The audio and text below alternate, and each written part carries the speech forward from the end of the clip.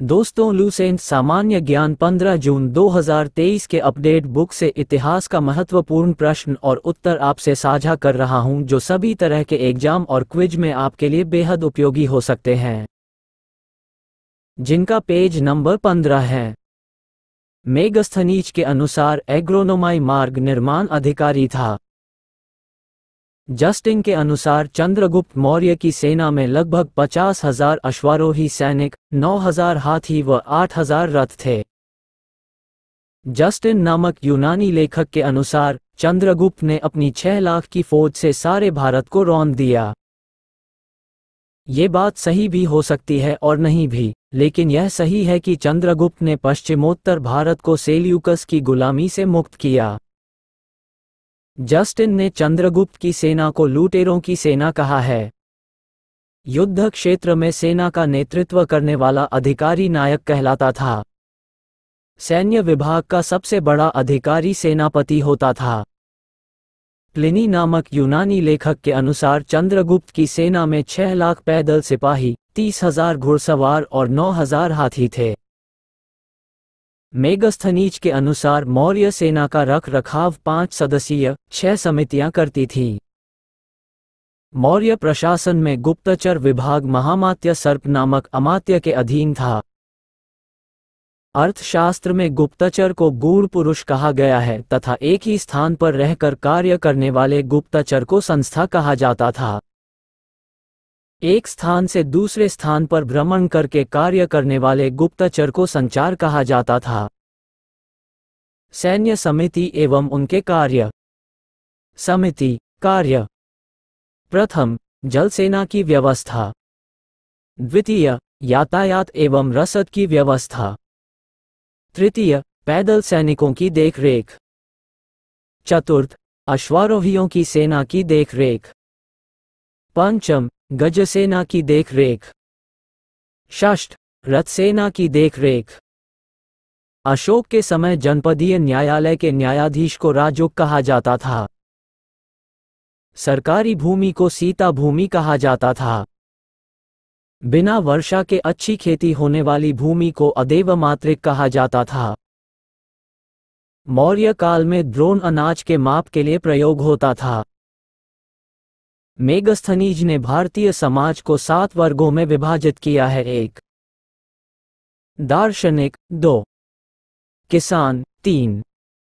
अहीर 4. कारीगर 5. सैनिक 6. निरीक्षक एवं 7. सभासद। स्वतंत्र वेश्यावृत्ति को अपनाने वाली महिला रूपाजीवा कहलाती थी। नंद वंश के विनाश करने में चंद्रगुप्त मौर्य ने कश्मीर के राजा पर्वतक से सहायता प्राप्त की थी। मौर्य शासन 137 वर्षों तक रहा। भागवत पुराण के अनुसार मौर्य वंश में 10 राजा हुए, जबकि वायु पुराण के अनुसार 9 राजा हुए। मौर्य वंश का अंतिम शासक बृहद्रथ था। इसकी हत्या इसके सेनापति पुष्यमित्र शुंग ने 185 बीसी में कर दी और मगध पर शुंग वंश की नींव डाली। नोट: अशोकाराम विहार पाटलिपुत्र में था। 16. बाहमन साम्राज्य। शुंग एवं कण्व राजवंश। पुष्यमित्र शुंग, जिसने मगध पर शुंग वंश की नींव डाली, ब्राह्मण जाति का था। शुंग शासकों ने अपनी राजधानी विदिशा में स्थापित की। इंडो यूनानी शासक मिनांडर को पुष्यमित्र शुंग ने पराजित किया। पुष्यमित्र शुंग ने 2 बार अश्वमेध यज्ञ किया। इनके लिए पतंजलि ने अश्वमेध यज्ञ कराए। भरहुत स्तूप का निर्माण पुष्यमित्र शुंग ने करवाया। शुंग वंश का अंतिम शासक देवभूति था। इसकी हत्या 73 ईसा पूर्व में वासुदेव ने कर दी और मगध की गद्दी पर कण्व वंश की स्थापना की। कण्व वंश का अंतिम राजा सुशर्मा हुआ। सातवाहन राजवंश। शिमुख ने 60 ईसा पूर्व में सुशर्मा की हत्या कर दी और सातवाहन वंश की स्थापना की। सातवाहन, आंध्र वंश शासकों ने अपनी राजधानी प्रतिष्ठान, गोदावरी नदी के किनारे, में स्थापित की। प्रतिष्ठान महाराष्ट्र के औरंगाबाद जिले में है। सातवाहन वंश के प्रमुख शासक थे सिमुक, शातकर्णी, गौतमीपुत्र शातकर्णी, वशिष्ठीपुत्र, पुलमावी तथा यज्ञश्री शातकर्णी। शातकर्णी ने 2 अश्वमेध तथा एक राजसूय यज्ञ किया। सातवाहन शासकों के समय के प्रसिद्ध साहित्यकार हाल एवं गुणाद्य थे। हाल ने गाथा सप्तशती तथा गुणाद्य ने बृहत कथा नामक पुस्तकों की रचना की। सातवाहन ने चांदी, तांबे, सीसा, सर्वाधिक, पोटीन और कांसे की मुद्राओं का प्रचलन किया। सातवाहन अपना सिक्का ढालने में जिस सीसे का इस्तेमाल करते थे, उसे रोम से मंगाया जाता था। ब्राह्मणों को भूमि अनुदान देने की प्रथा का आरंभ सातवाहन शासकों ने ही सर्वप्रथम किया। भूमिदान का सर्वप्राचीन पुरालेखीय प्रमाण शताब्दी ईसा पूर्व के सातवाहनों के नानाघाट अभिलेख में मिलता है, जिसमें अश्वमेध यज्ञ में एक गांव देने का उल्लेख है। सातवाहनों की राजकीय भाषा प्राकृत एवं लिपि ब्राह्मी थी। सातवाहनों में हमें मात्रतंत्रात्मक ढांचे का आभास मिलता है। उनके राजाओं के नाम उनकी माताओं के नाम पर रखने की प्रथा थी, जैसे गौतमीपुत्र, वासिष्ठीपुत्र आदि।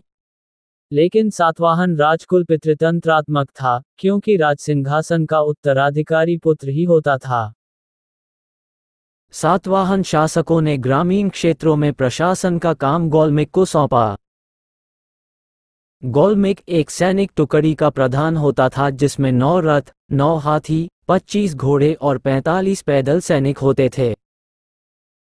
सातवाहनों की महत्वपूर्ण स्थापत्य कृतियां हैं कार्ले का चैत्य, अजंता एवं एलोरा की गुफाओं का निर्माण एवं अमरावती कला का विकास। शातकर्णी एवं अन्य सभी सातवाहन शासक दक्षिणापथ के स्वामी कहे जाते थे। आंध्र प्रदेश के गुंटूर जिले में स्थित धरणीकोट नामक स्थान सातवाहन युग में धान्यकटक नाम से विख्यात था। यह अमरावती के निकट था। ये कुछ काल तक सातवाहनों की राजधानी रहा। इस नगर की प्रसिद्धि का कारण इसका महत्वपूर्ण व्यापारिक मंडी होना था। ये सातवाहन साम्राज्य के पूर्वी भाग की सबसे बड़ी मंडी थी। यहाँ से उत्तर तथा दक्षिण को अनेक व्यापारिक मार्ग गुजरते थे। महासांधिकों के अधीन यह एक प्रमुख बौद्ध केंद्र के रूप में समृद्ध हुआ, क्योंकि वहाँ के समृद्ध व्यापारियों ने स्तूपों एवं अन्य बौद्ध स्मारकों का निर्माण करवाया। नोट: सातवाहन राज्य ने उत्तर और दक्षिण भारत के बीच सेतु का काम किया। चेदी राजवंश, कलिंग। अशोक की मृत्यु के उपरांत संभवतः प्रथम शताब्दी ईसा पूर्व में कलिंग में चेदी राजवंश का उदय हुआ। इसकी जानकारी हमें हाथी गुम्फा अभिलेख, भुवनेश्वर, ओडिशा से मिलती है। खारवेल इस वंश का एक प्रतापी राजा था। खारवेल जैन धर्म का अनुयायी था और उसने जैन मुनियों के लिए उदयगिरी की पहाड़ी में गुफा का निर्माण करवाया था। 17. भारत के यवन राज्य। भारत पर आक्रमण करने वाले विदेशी आक्रमणकारियों का क्रम है हिंद, यूनानी, शक, पहलव, कुषाण। सेल्यूकस के द्वारा स्थापित पश्चिमी तथा मध्य एशिया के विशाल साम्राज्य को इसके उत्तराधिकारी एंटिकस प्रथम ने अक्षुण्ण बनाए रखा। एंटिकस द्वितीय के शासनकाल में विद्रोह के फलस्वरूप उसके अनेक प्रांत स्वतंत्र हो गए।